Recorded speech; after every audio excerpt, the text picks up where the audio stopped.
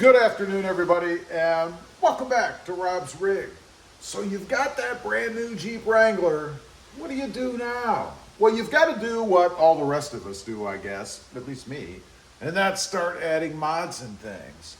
And I've got 6 of them for you here that I always add pretty much right off the bat because I find them to be the most useful and I guess the most fun to do. They're also pretty simple, either bolt on or just add on stuff that anybody can do. So if you're not a seasoned modder or accessory adder, this is a good way to get your hands dirty, I guess, and kind of really get into it. Number 1, and this is one that you don't even do yourself unless you're really talented, I guess, and that is window tint.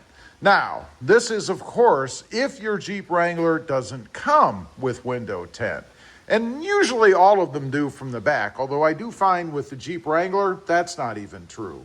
However, on our version, what we have right here, which is the Willys trim line, it did come with tinted windows all the way around.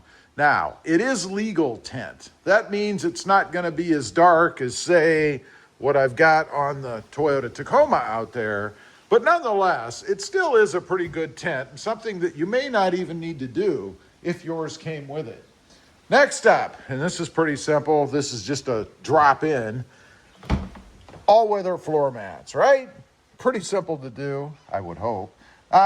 This came with cloth floor mats. I think that should be outlawed in any truck or Jeep type vehicle, right? Why in the world would you put cloth floor mats in an off-road vehicle? It makes no sense to me. They get ruined quickly. They don't last. I mean, look at the dirt sitting on these, and they're off-road, right? Or all season, I should say. Make sure you get the type in the back. Oh, this is a little added extra. You get the type in the back that go all the way across because you want to protect a little hump there too. And these are pretty cool. They actually have Jeeps in them. Very handy to have, just a way to protect the interior a bit. And again, something that obviously anybody can do. Next up, wheels and tires. Now, this is something that you're probably going to have done unless you own your own tire business, I guess. I've never bought any off-road or, I guess, 4x4 vehicle that comes with wheels and tires that I like. One big reason is because I want more wheel poke. I like to bring the tires outside of the fenders a little bit. Much like what you see on the Toyota Tacoma out there. Those are aftermarkets as well. They make a profound difference in the way that the vehicle looks for sure. In my case, this also came with mud tires.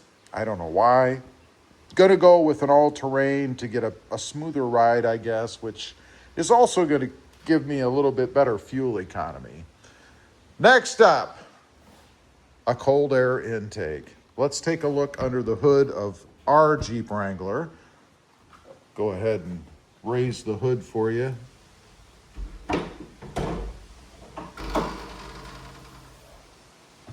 The Air Raid cold air intake. This thing, for me, is the best intake you can add to the Jeep Wrangler or any Jeep. Gladiator, 2-door, 4-door, it doesn't matter, because it gives you that nice throaty exhaust sound.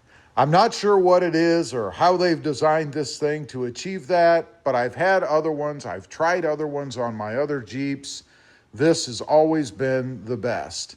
Maybe not the flashiest, although it does look pretty good under here, but it gives you that nice grumbly sound when you're, I guess, getting on the accelerator a little bit, taking off down the road.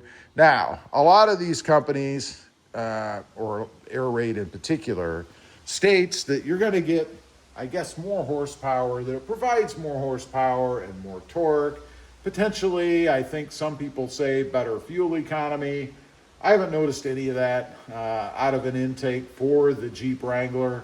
It's just that sound that I really like. Next up, and you may have noticed when I opened the hood, and I'm talking about the hood struts. These things are awesome. You don't have to screw with this stupid cheapo rod up here. I always worry about breaking this thing off. It always crunches and crackles whenever you pull the rod out. Plus, it's in the way, right?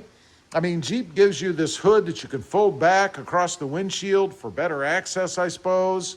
Now I have all the access I need because I've got the red line tuning hood struts on here.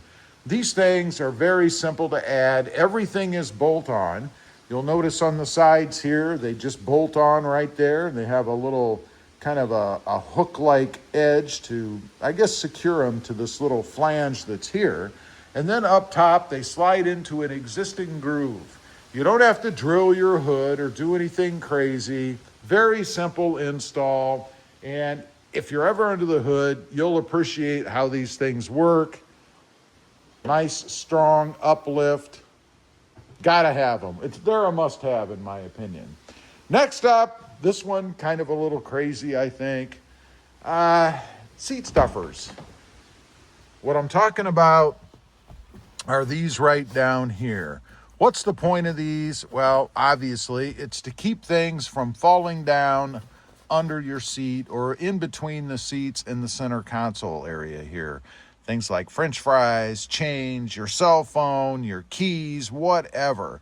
And I know we've all had that happen, right? Where you're driving down the road, or maybe you pull up to the drive-through and you got your money in your hand, maybe your wallet, your credit card, whatever it is, you drop it, the damn thing falls down in between.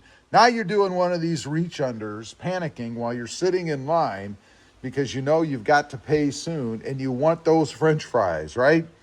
But you don't want those French fries falling underneath the seat. A must-have in my opinion. Very, very handy, and they simply fit over the clasp area of the seat belt. Must have. Next up, I'm going to throw in a bonus for you here. This, and you may have noticed, flashlight bracket holder, I guess, that simply snaps on to the railing for the seats. Not in the way, doesn't impede the seats from moving back and forth at all, and allows you to have a flashlight. And this did not come with the kit, by the way. The kit is only the brackets themselves. You pick out what kind of flashlight you want and then go ahead and put it in. But what it does is allow you to have a flashlight there that you can remove should you need it, for instance, because of a flat tire, something crazy like that. And then when you're done, I just wanted to check and make sure that my battery wasn't dead. I do choose to run batteries as opposed to the rechargeable type. Should be able to just push it right back on. Just like so. It's a nice, strong, hard fit. That way it doesn't rattle around or fall out if you don't want it to. And I did find another use for this. I was running something from the front or looking under the front.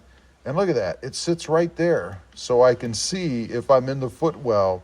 Maybe you're looking for that credit card or that change that fell under the seat if you don't have the seat stuffers there. Anyway, those are just a few, I guess, simple mods, early on mods to add to the Jeep Wrangler. Leave a comment. Let me know if you've got anything else. I'd be curious. Real quick, don't forget, smash that subscribe button if you haven't before, and we'll see you next time on the web. Bye.